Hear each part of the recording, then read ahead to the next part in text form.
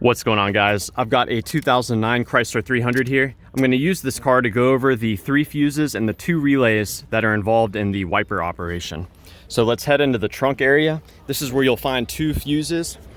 One of the fuses provides power to the switch, and the other fuse provides power to the rain sensor. So getting into this fuse box here by pushing it on this tab, lifting this up. Now the fuse for the switch that I mentioned is this 10 amp fuse located right here. We'll just pop it out and check it like so. And the fuse for the rain sensor is going to be that 5 amp fuse right here.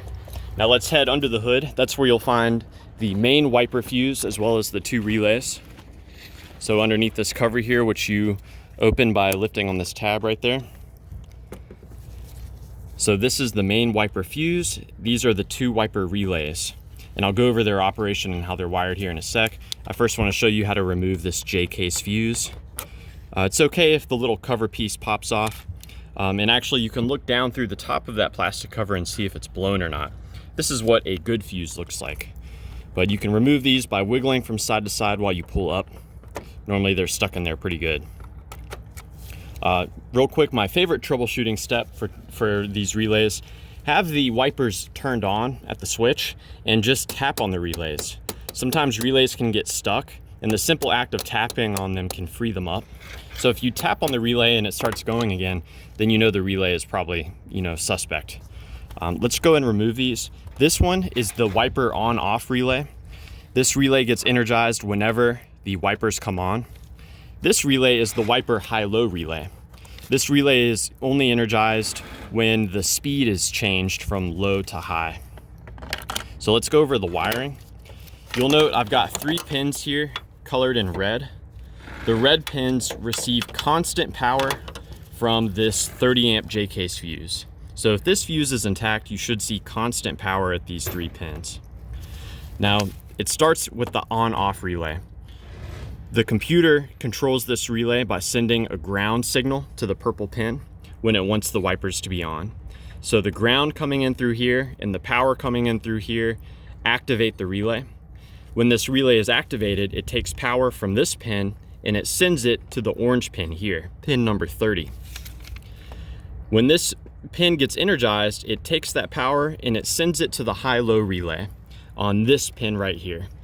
And in this relay's normal state, when it's not energized, it takes the power from this pin and it sends it directly to this pin here, which goes on to the wiper motor. When the relay is energized by the ground coming in on this purple pin, the power from this is instead sent to this pin. But either of these pins, when energized, should result in the wiper motor coming on. Now let's head over to the wiper motor itself, and I'll show you the wiring of that. To really get to this, the best thing to do is to remove all the pins that hold this piece down. There's a screw right here. You may even want to take the wiper arms off. But I'll just pull this up real quick to show you what's going on. There's your wiper motor right there. And you can see the connector is on the passenger side of that wiper motor.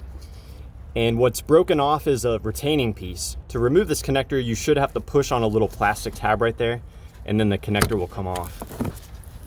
Now pulling this out, I'm going to show you the wiring.